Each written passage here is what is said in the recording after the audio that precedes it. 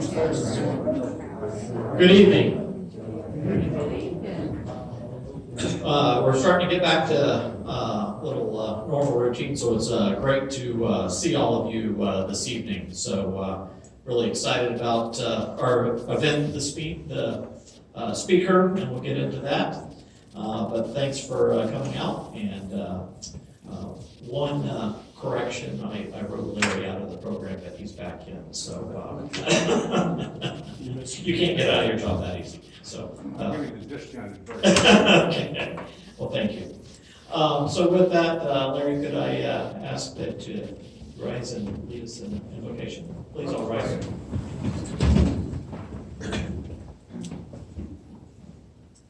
Heavenly Father, accept our thanks for the freedom to gather, the freedom to hold opinions, the freedom to worship as we choose or not. We give you thanks for this opportunity, and we give you thanks for the food we are about to receive through Jesus Christ our Lord. Amen.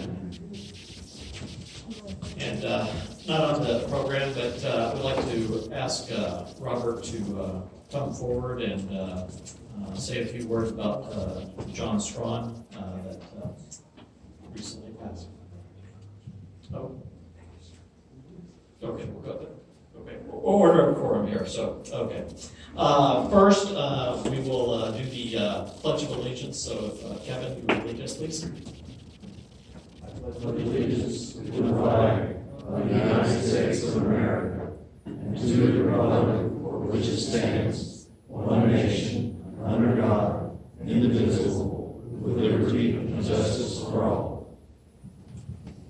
Now, Al, if you would join us or lead us in the SAR pledge, and the words are on your program, so please feel free to join along, even if you're not a member. SAR pledge. We, the descendants of the videographer of the American Revolution, by their sacrifices, establish the United States of America. We affirm our faith in the principles of liberty and our constitutional republic, and solemnly pledge ourselves to defend them against every foe.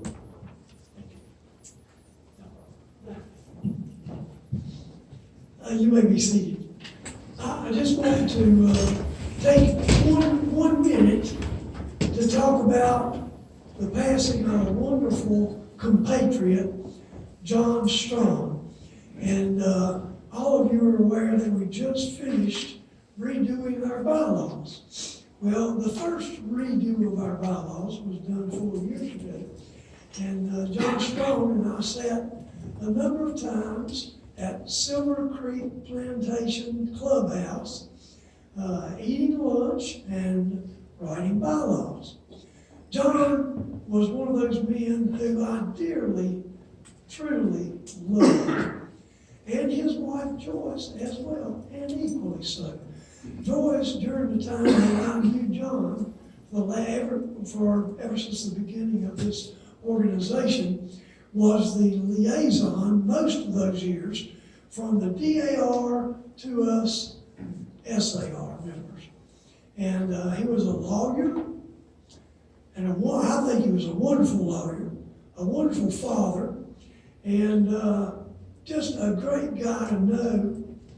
He ended up marrying Joyce Epley, who happened to be a Colonel Alpine girl. And that's how he got back to Burke County.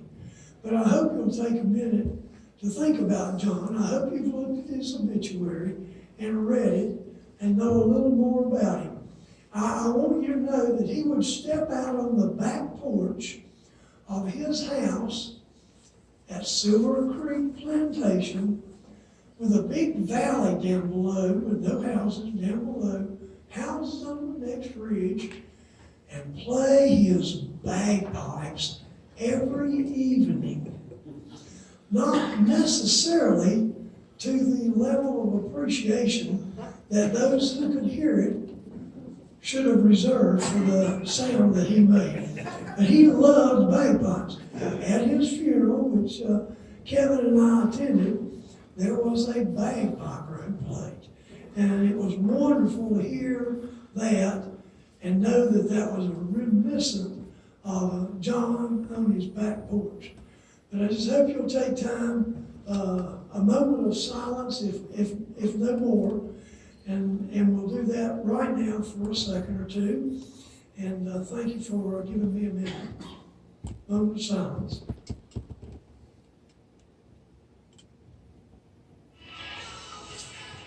That was not the ending to the moment of silence that I anticipated. That is that's my daughter calling me to remind me, which I don't need a reminder of, that we're going to Beach Mountain Friday, Saturday, and Sunday.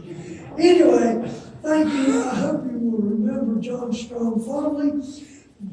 Joyce had really serious lung issues, and Joyce was the driver for John to come to meetings. So we haven't seen him since COVID began. And so I know many of you don't remember him and never met him. He's a wonderful man. Thank you. Thank you. With that, could I ask Tom to come forward, please?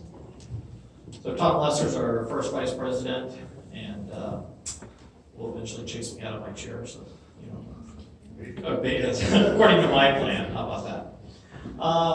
So this evening, we're very fortunate. I believe we've got two of the three, but new member induction, Al Bormuth and Jim. I'm going to try this here. Theo Frastis. Frastis? Theo Frastis. There you go. That's good. Yeah. So Greek, I believe, if I Google. Irish Greek. Yeah. But if both of you would come forward, please.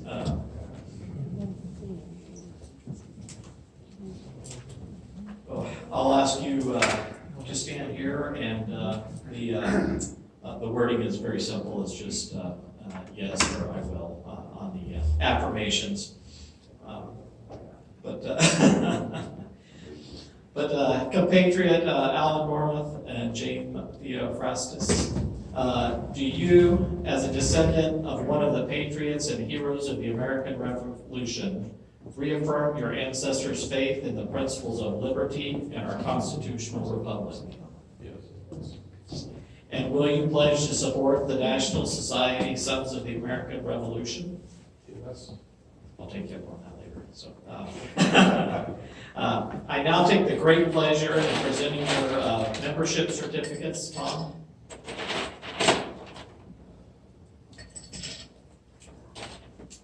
And I'll also ask him to hand you the SAR rosette for the lapel of your coat, if you so chose. And we also have a little starter kit of the medal, challenge coin, and other pendants and everything for you to juggle. But we're really excited. Yeah, just a little bit. But I would like to say that this rosette is the official recognition emblem of the Sons of the American Revolution. Its blue and buff colors represent the colors and the uniform worn by General George Washington, so please wear it proudly. And compatriot Alan Bormuth and James Theophrastus, you're going to have to charge me $5 each time. We welcome you to the Colonel Alexander chapter. We ask that you work with us to fulfill the purposes and objectives of the Sons of the American Revolution. And at this time, we would like to invite you to address our members to present whatever thoughts you may have. But I believe that they want a photo op real quick, so I don't know if you would like to.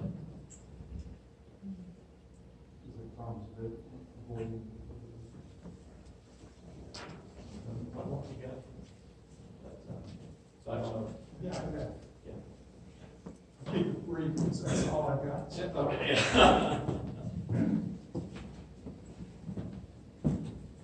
George Sinclair was a private in the Continental Army.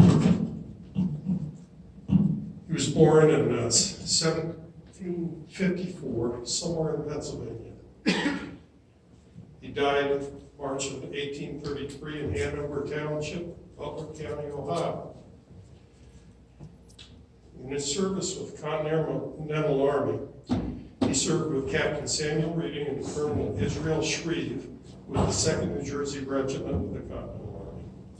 He also served with Captain Abel Wayman and Colonel Matthias Ogden of the 1st New Jersey Regiment of the Continental Army. He was also a sailor on the 32-gun frigate Washington, Captain Thomas Reed. He was also on the Hellcat with Captain Robert French, and a steward on the Repulse with Captain Peter Brewster. And that's all I know. Yeah.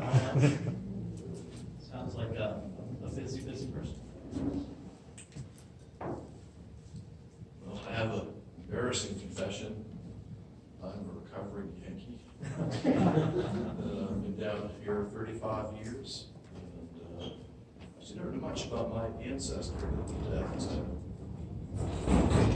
wizard genealogist was able to find. I knew I have 8 maternal ancestors that were in the Revolution, and 1 paternal, but I managed to find one I didn't really know. I had to learn about that.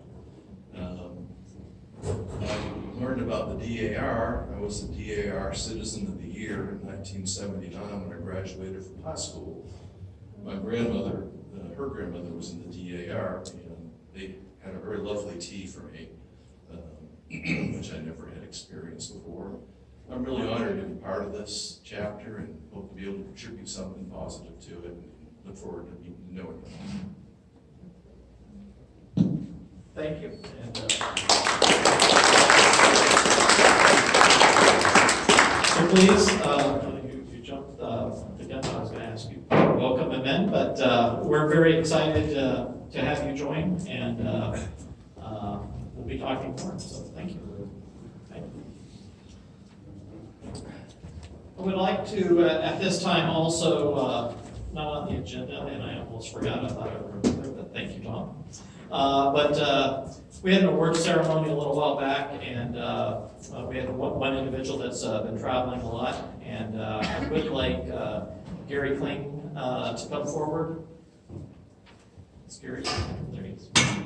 So we've got a certificate of appreciation, and from the very beginning that he joined and went through all of the paperwork and everything, he quickly got involved, including on the board, and has helped us greatly, and is always a wise sage to talk to, so I've always appreciated it.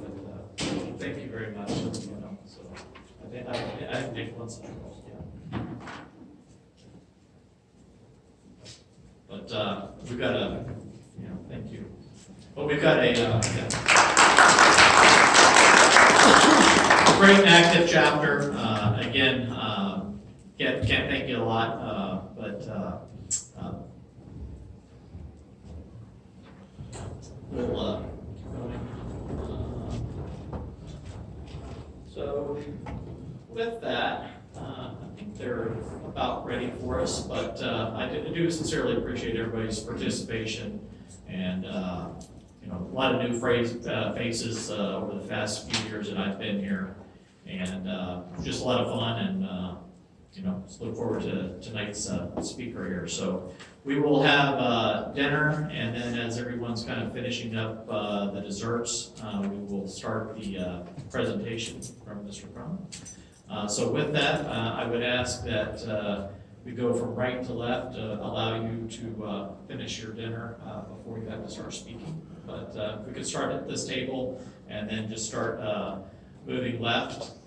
Oh, I'm sorry? We don't have the ham out yet. It's 6:15. No, I'm just kidding. Okay, so we'll take a pause. I'm not good at standing behind podiums. I usually don't use a mic, but I will tonight to make sure everyone can hear. If I speak too softly, I'm afraid I'll put you all to sleep after that nice meal. I do have on the table some, I'll call them flyers or sheets of paper.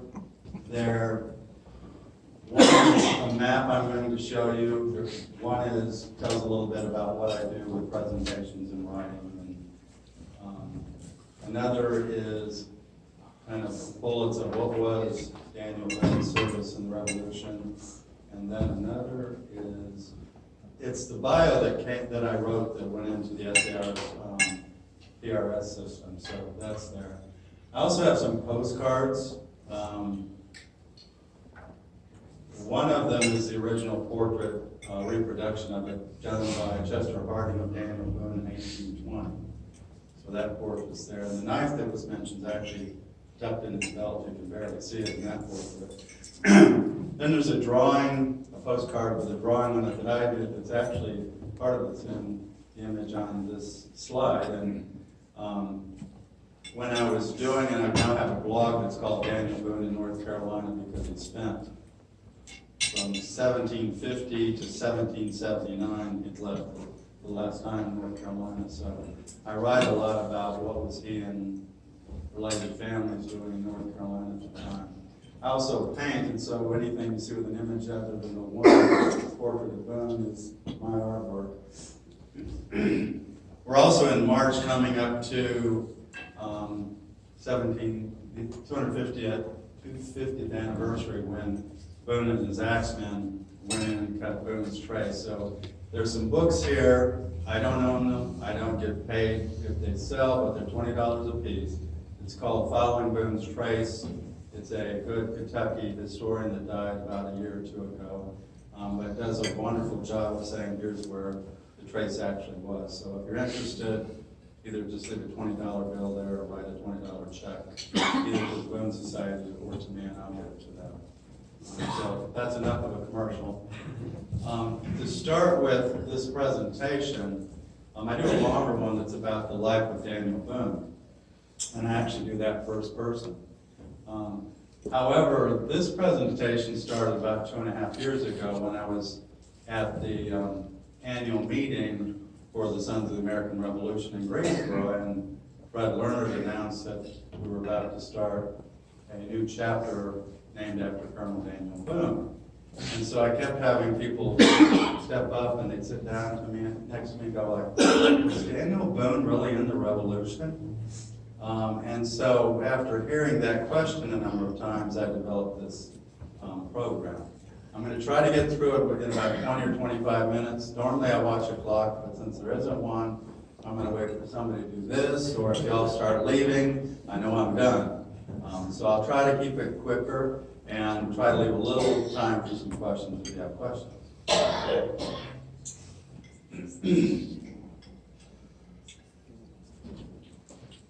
This presentation looks a little bit like if you were writing about your ancestor as a patriot for the Sons of the American Revolution. So I start out with the fact that he was born October 1734 in Philadelphia County, Pennsylvania. His parents are Squire Boone and Sarah Morgan, and they are buried in Moxville and Joppa Cemetery, not too far from here. And when I go by there, I frequently leave flowers or flags on their graves or coins, just to remember them as my ancestors. So it's kind of nice to do that. Boone married Rebecca Bryan on August 14th, 1756 in Rowan County. The location is actually, today, it would be in northeast Davie County. And I could, did I just turn that off? Testing, good, sorry about that. Rebecca, I've got people now asking me to write a biography about her because they say, well, we don't know much about her. Well, there is a lot of information. She's actually the daughter of a wealthy land speculator, and her grandfather was also a wealthy land speculator who came from Virginia after spending time there and then came into North Carolina very early to buy up land and sell it off and make money. They have 10 children. I'm not going to go through all their names. The child that I'm a descendant of is Lavina, who was born at Sugar Tree Creek, which is located in today's Davie County. May I pace over here? Once in a while I want to look at what's on my screen. So Boone started as a captain, and a lot of people don't realize, even when he was in North Carolina, and today I'm not quite dressed like he is, but I'm dressed as militia. He had what was some call a long hunter's hat, or some call it a Quaker hat, which is good for hunting, keeps the sun off your face and the rain off your neck. No coonskin caps. And he would have, in the wintertime, may have dressed like I did. I left when it was 32 degrees, so I put on wool leggings and a wool coat. Normally I wear linen hunting shirt, which is similar to what he would have worn. But he would have been in the militia in North Carolina, and I've got records where he was even serving in 1761 with the militia in North Carolina.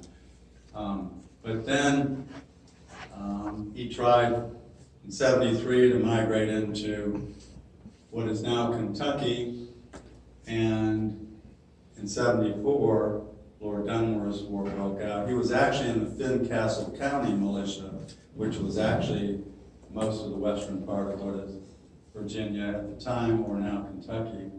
And he was initially commissioned as a lieutenant, then captain. When 1775 comes along, he's working for the Pennsylvania Company and Judge Henderson. And as I mentioned in the book about the 30 Axemen, they make their way into what's today's Kentucky. Richard Henderson sets up what he thinks is going to be a 14th colony known as Transylvania. And that's where they built Fort Boonesborough, which was the first settlement that the Transylvania Company built. However, the Commonwealth of Virginia declared Judge Henderson's claim null and void, and Virginia maintained the western part of the lands. And however, Boone remained a captain. He just was now a captain in the Virginia militia. I have copies of this, but to me it's an interesting map to look at, because when we think about Virginia and the colony of Virginia, we just think of what is today's Commonwealth of Virginia. If you look at the gray on here, that is Virginia in 1776. And so that's when you talk about somebody in Kentucky and they're in the militia. They're actually in the Virginia militia. They may be, as they established counties later, they're later in that county militia. But this map's also important to look at if you read about George Rogers Clark and what he was doing in the Revolution, because George Rogers Clark, if you know this map, was invading what we call the Ohio Territory. He successfully attacked the fort at Vincennes. There are two little dots on what's the Mississippi River where Illinois is, where Cahokia and Kaskaskia. He also successfully, those were French settlements, and he successfully took those over during the Revolution too. So there's a book called Virginia's Western War, and this map's important to realize what George Rogers Clark and men serving under him were doing. So here's the highlights of Boone's military service. Excuse me. And I'm just going to go through it quickly, but initially the revolution starts in 75, and when Boone and others get to Fort Boonesborough, they don't even know the revolution started. It's not till later they realize it, and they're actually a part of the Transylvania settlement or colony, whatever you might want to call it. And early on, there's some small raids with Shawnee and other tribes in what is today Kentucky, but there's not a lot of activity that he's involved in other than he is in the militia. And at the time, it became Kentucky County initially. So, Siege of Boonesborough happens September 7th through the 18th, and some go like, is that really a battle in the Revolution? But the Shawnee were being supplied and encouraged by the British out of Detroit. So it is a part of one of the battles of the Revolution, even though most of us don't think of it as being that. After that siege, I'm not going to go into the whole story of what happened, but actually Boone was court-martialed in the fall of 1778. And technically, if he would have been found guilty, he could have been hung. And it's an interesting story, but it'd take too long to tell. He was found innocent, and those trying him felt badly about it, I guess, so they said, we're not only going to find you guilty, we're going to promote you to major. So in 78, he becomes a major. He comes back to North Carolina because his wife and family had come back to North Carolina when they thought he was dead. He returns in September of 79 to what is now Kentucky.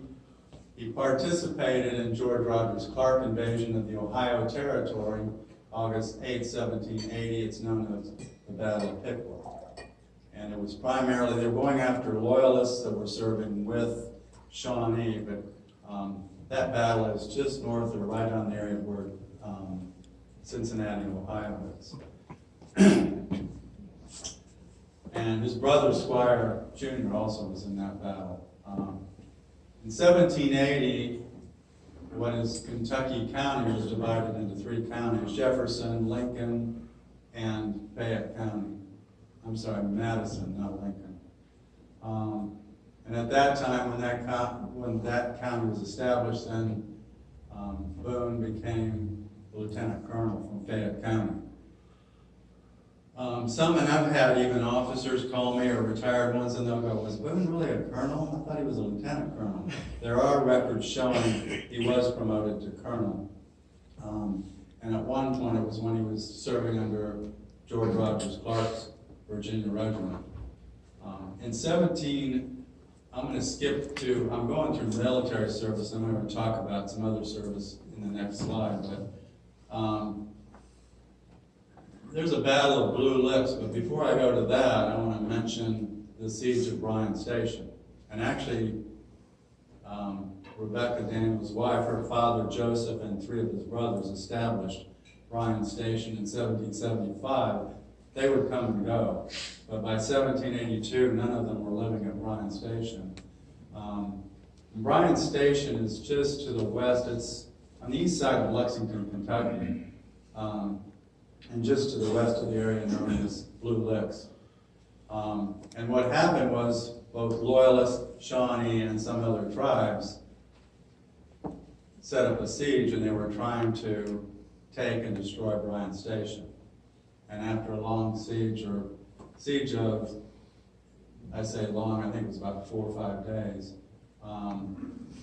they left. But when they left, those in the Fayette County, and actually I think some Fayette County militia said, we can't let the Loyalists and the Native Americans or these tribes go because they're going to be back. And so they started to follow them because they wanted to get to them before they could cross the Ohio River into what is primarily Shawnee territory.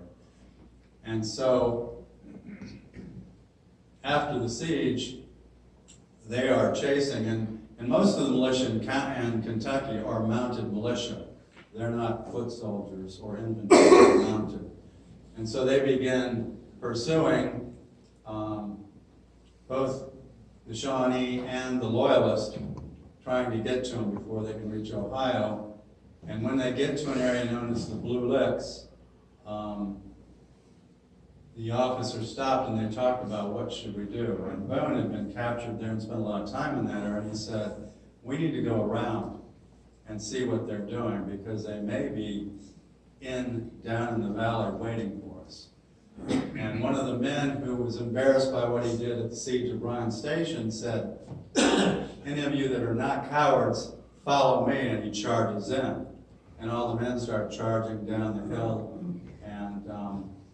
and of course Boone and others said, like, we can't let them go, we've got to follow them. So this is considered the last battle of the American Revolution,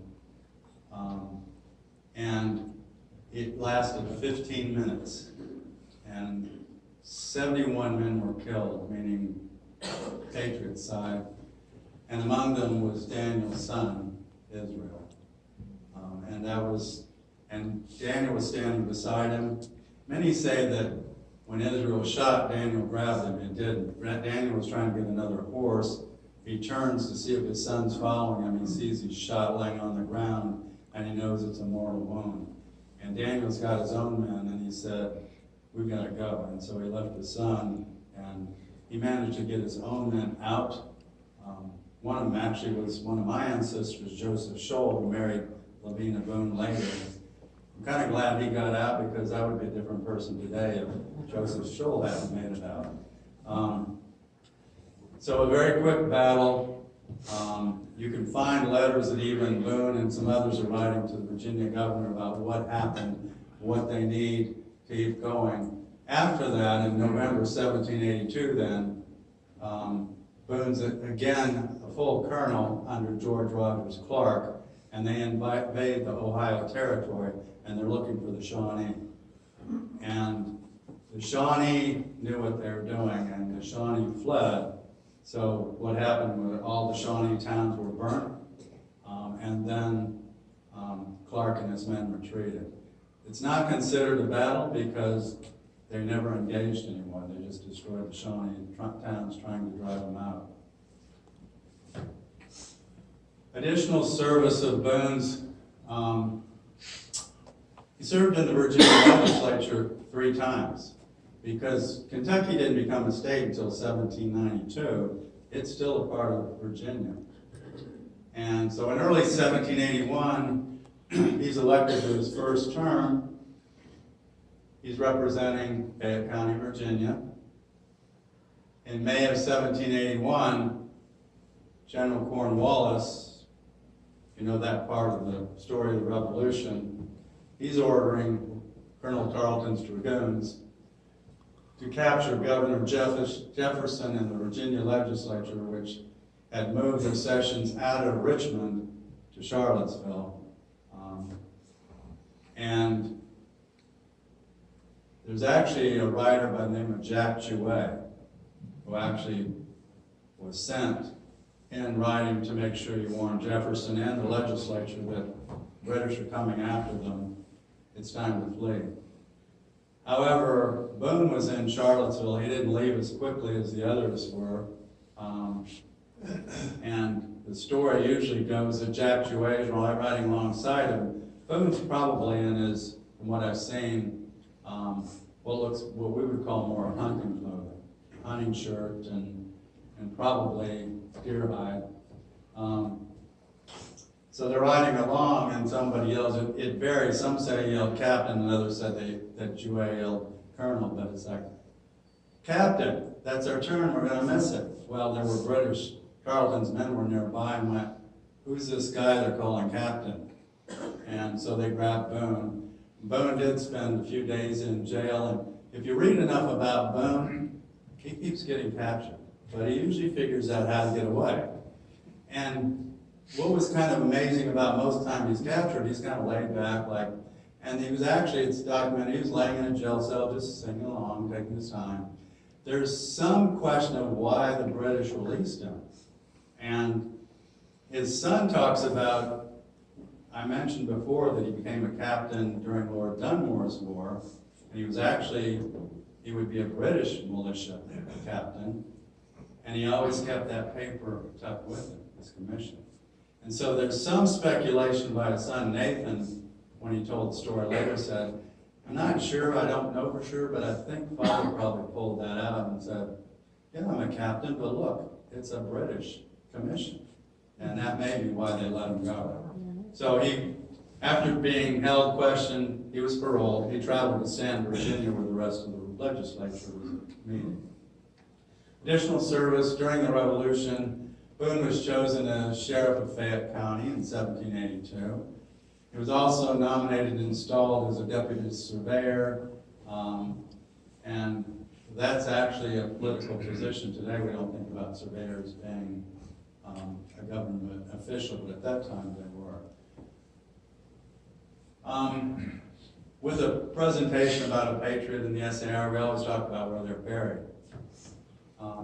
To me, it was fascinating to complete my application under Boone, because I was asked, where was he really buried?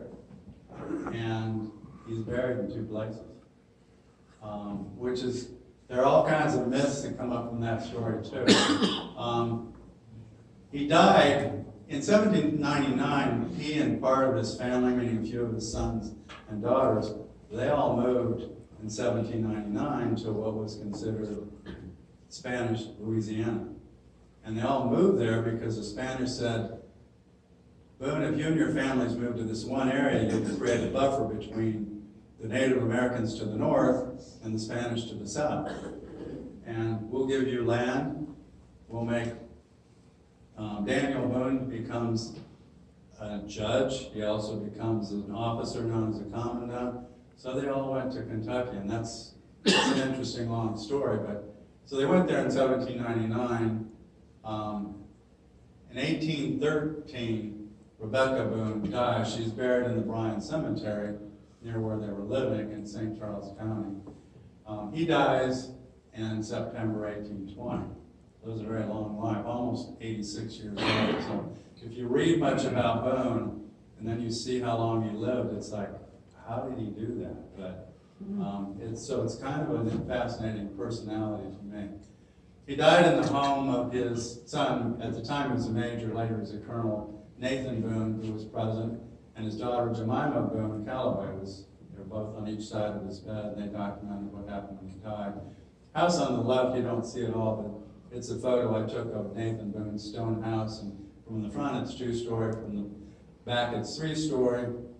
The room doesn't have the original furniture, but you go into the room where Boone actually died, and I was in there taking pictures, and I walked in the hallway, and fortunately they didn't say anything, but somebody said, there's no photography in the house. I okay, but fortunately I still have those photos. So then Daniel was buried nearby in the Bryan family cemetery next to his wife. And it's well documented, but there's lots of myths about the next step. Is Daniel Boone really buried in Kentucky? All the documentation I've seen, he is. But what happened in 1845, the bodies of Daniel and his wife Rebecca were exhumed. And the reason was there were I don't know if you call them land speculators, I call them speculators. A group of men got together and said, why don't we do this beautiful cemetery in Frankfort, overlooking the Kentucky River, overlooking the Capitol, and if we could get Daniel Boone buried here, we could sell lots of plots. So there's a kind of, to me, a fascinating long story about how all that happened without the consent of any close family. Nathan was somewhere in the west, in what's now Kansas, serving in the military, and they got somebody to say, sure, go to the Bryan Cemetery and dig them up. So they did. And they documented them because they even got Boone's cufflinks and they checked everything. But when you think about somebody being in the ground from 1813 to 1845 and somebody else 1820 to 1845, most of their body has deteriorated, except like there's documentation that they're trying to pick up small like bones of fingers and they just turned to dust. But what they found were their major, larger bones and their skulls. And they put them in boxes and they took them to Kentucky. And then in Kentucky, they had this large state funeral celebrating Boone, buried him in Frankfort Cemetery. There was a promise to build a beautiful monument there, and it took, I think, almost 15, 20 years before they built anything. And the people in Missouri were starting to complain, like, you didn't live up to your deal, we want the bodies back. So that was kind of, to me, a funny story. But finally, this monument was put in place. It was just a year and a half ago that the first Patriot grave marking for Daniel and Rebecca Boone were done there. And I was fortunate to be able to participate in that.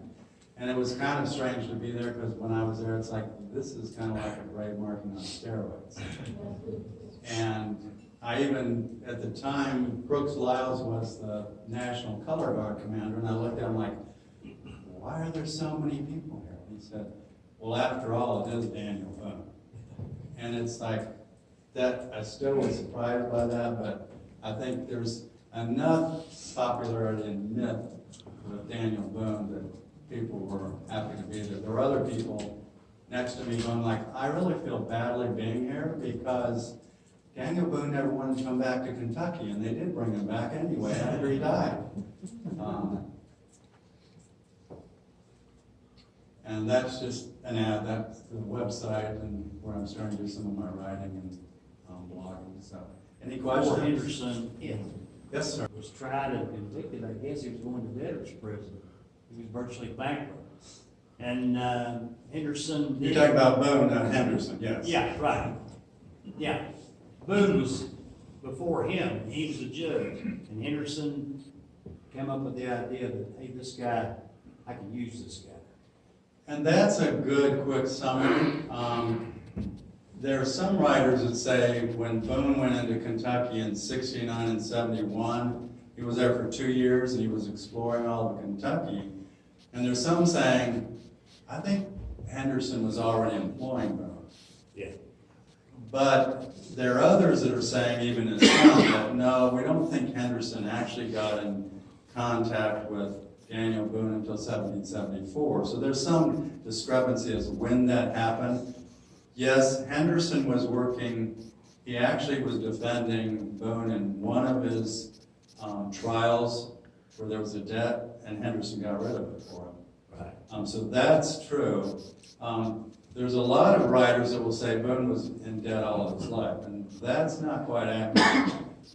There was a period of time where he was even fairly well-to-do, and it was, his best time was from about 1783 to 1786. And his Bryan in-laws were land speculators, and he knew that and saw it, and some of his Bryan in-laws continued to do that, his father-in-law too. So part of what Daniel Boone was doing in Kentucky, his son-in-law actually taught him surveying in around 1773. And so Boone actually made a lot of money, and there's some disagreement on how many acres he had. Some say he had something like 30,000, 40,000 acres in what is now Kentucky. Some say even more. Because what he'd do is, if he'd work as a surveyor, a lot of times people would just pay for more land and give him the land. Yeah. And Boone didn't lose all of his land. Like I mentioned, Joseph Scholl, well, his father William actually purchased the first 1,000 acre tract that Boone purchased in 1775. So, yes, Boone ended up in contact with Henderson. There's another part of the story about Henderson. He was a judge in the colony of North Carolina.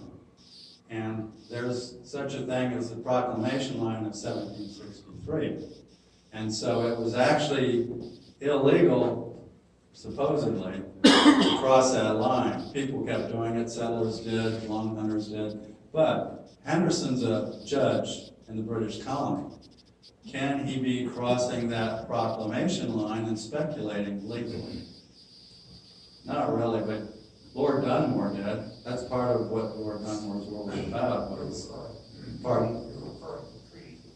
Yes, sir. I'm referring to treaties with Indians. And what the treaties were about with the Cherokee and the Shawnee and others were, how do we keep the colonists from coming in? Well, the British initially said, you colonists stay on the other side of the mountains. Anything on the west side of the mountains is Indian territory. And Henderson had an issue with, how can I start speculating on land and going into Kentucky? Because that proclamation line. Later what happened with Henderson is both Virginia and North Carolina contested it and said, you could only establish a colony if it's granted by the King of England. And you didn't go to the King to get rights to that, you just paid the Cherokee to get rights to that land. They're going like, it's not a legitimate purchase. Yes, sir. I just will say that I'm originally from Kentucky, but Transylvania University is I think it's the oldest university west of the Blue Ridge Mountains. I think you're right. I'm just going back down my list, and I think it is.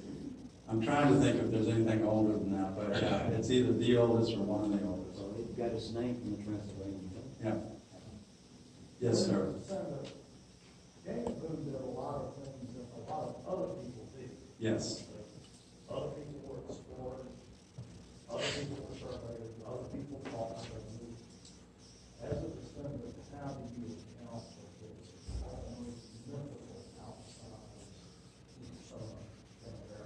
That's a great answer. I mean, great question.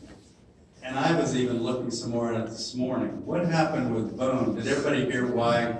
You know, there are other people like Boone doing similar, maybe even better things or more things than Boone did. Why is he so, especially in the 19th century, you know, later, well, actually, when you see television, it's like, well, he comes back again, but, yeah, but more myth. But why was Boone so well known and popular? And he was well known internationally during his life. And there's and I was even somebody, because I do a lot of posts online and people see what I do with Boone's story, and like, I get up early this morning, here's something on Messenger and a note from somebody, and he's down in Louisiana, but he'd been in a art museum in Fort Worth, Texas, and he sends me this painting in the description I look at. He said, when I saw this, I thought of you, so I thought I'd send to you. Well, what it is the capture of Jemima Boone. And the painting, if you look at it, and it was painted in Germany in I think it was 1845 or 50, I don't remember the date. So Boone was popular internationally even in the 19th century, and painters were doing all these paintings about his story. But why was Boone so well known? And the reason is a man named John Filson. And I'm writing book reviews because people have asked me in the past, like, if you're gonna read about Daniel Boone, what would you read? And some books are just, like Flint, a man by the name of Flint wrote a book in about 1845, and it was a biography, and Nathan found it and pushed somebody, or actually Daniel Bryan, Boone's nephew, was pushing Draper to write another biography about Boone, because in Flint's book, it's all this myth. And people were questioning, like, why did you write this? None of this is true. And he said, I don't care about who he was, I'm just trying to sell books, and the more stories I make up, the more books I sell. But Filson came along and met Boone in 1783 and interviewed him. And Filson was a school teacher in Pennsylvania. He was also a surveyor, and he's actually one of the founding people of Cincinnati, Ohio. Filson came in, was interviewing people, and was a book that had two parts to it. And it was published in 1784, no copyright on it, which helps the story too. But part of it tells about what Virginia is like and describes Virginia. And if you read it, it's like, this stuff isn't accurate. But then you get to another part of it, and he calls it the autobiography of Daniel Boone. So he writes it like Daniel Boone wrote it. But what he did was he interviewed Boone, then he told the story, and it was Boone's life from 1761 when he first goes into, I got the wrong date, 1767 when he first goes into Kentucky, and it ends in 1782 right after the Battle of Blue Licks.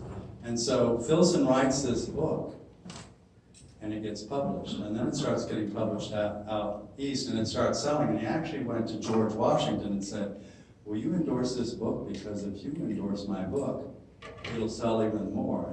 And Washington said, no, I'm not going to endorse this book.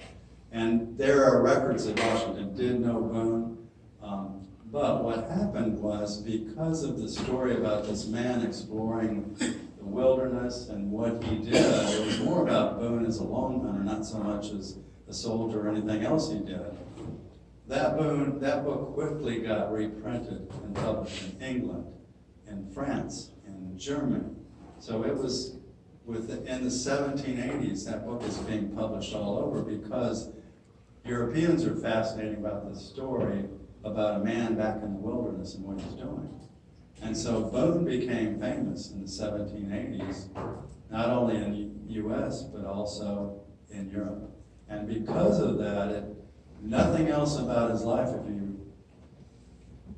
you're right, there are other people that became governors and presidents and made lots of money and did a lot. Boone had a very varied life as to what he did during his life, but it's like, was he any more special than anyone else? But he became popular due to that book, and then people started writing more about him. Lord Byron puts him in a poem, although he calls him General Daniel Boone. He doesn't call him Colonel.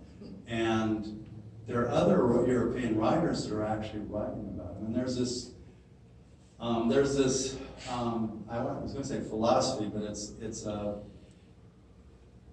later in the 1700s, starting in the 1800s, there's an artist by the name of Rousseau, and there's this following a romantic period of time that's starting in Europe, and it's all about going into the woods and being around animals. And so because of that, it made Boone popular. And it was that one book that triggered it. And even Boone it varies. Boone will say, yeah, I've read it, and yeah, most of it's true. And if you go through it though, and you research it, it's like, fortunately it's just a short time period, but it's like, it's pretty accurate. So that's a great question, because people kind of go like, why was he so important? Today we've kind of lost touch, and I have an attitude, if you don't retell the story every generation, you lose these stories. So when I started getting in, I knew Boone was my ancestor all my life as a small child. They talk about it at my great-grandmother's farm, and she was a Boone descendant. And so when I was younger, it's like, oh yeah, some guy that was in Kentucky hunting and no big deal, until I started digging. I moved to North Carolina in 1989, and when I moved here, it's like, oh yeah, he wasn't just in Kentucky, he was here. So when I started researching, the longer and more I researched, the more I go, what a wild life. And he lived kind of a charmed life. And then just like when I mentioned earlier the escapes, it's like, he says he rarely killed anybody. And I can even read about some of my ancestors, like you wouldn't want to have been near them because they probably say the wrong thing, they'd probably shoot you. Whereas, in fact, one of my ancestors, I was kind of surprised when I went, I think he helped trigger Lord Dunmore's war. That's what he did. But then you look at Boone's personality, and it's probably because he was raised as a Quaker. But then later, and part of it's probably because his father was kicked out of the Quaker meeting, because his father was letting his children marry out outside of the Friends Meeting House or whatever. So he had this close relationship with his mother, as did all the younger children. And so he had this upbringing as a Quaker, but then by the time he gets to North Carolina, he's not a Quaker anymore. But he still believes in God, but he doesn't want to belong, and he doesn't belong to a church. Like I'm writing back and forth, somebody's wanting to prove something, and I said, Squire Boone was never a Baptist preacher. Daniel Boone never belonged to a church. Well, later writers are saying that that's true, but they didn't. And yet Boone lived with, hunted with, spent a lot of time with different Native Americans, even those that killed his children. He was always upset with that, but he understood the condition of why it happened, and he had this kind of very calm, gentle attitude about it. And so, kind of amazing to see he being that famous and what his personality was really like.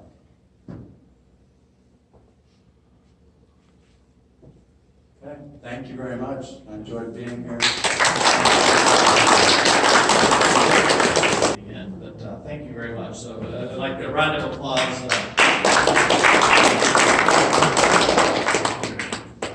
Always learn something new every time. So just a few business updates, really. For anyone interested, the secretary historian position is open, and then also looking for education assistance with the school programs and contests. If anybody's interested, so you want to raise your hand now, I'll call you out or whatever, but we'll be looking for that. And then I think we have we're down to 6 members that need dues paid, so we're contacting that, but way ahead of prior years. And then financial standing, we're still doing great. We do owe a couple $1,000s to the state on reimbursement, so it'll go back down, but we're in good financial standing. And does anyone else have anything to add for SAR business or anything like that. So just always looking for volunteers, even if it's just a piece of a role or whatever. So we'll be twisting arms later. No, but thank you for everybody that's participating. With that, Nick, if everybody would rise and we said the SAR recessional and words are on the program. Join us. Until we meet again, let us remember our obligations to our forefathers who gave us our Constitution, Bill of Rights, an independent Supreme Court, and a nation of free men and women. So I did forget one thing. So I put a handout, but I also emailed this out, a list of upcoming events. So really, if anybody has others that need to be added to that, please email me. I appreciate it so we can get it on everybody's calendar. So thank you all and have a safe drive home. Joe. See you next time.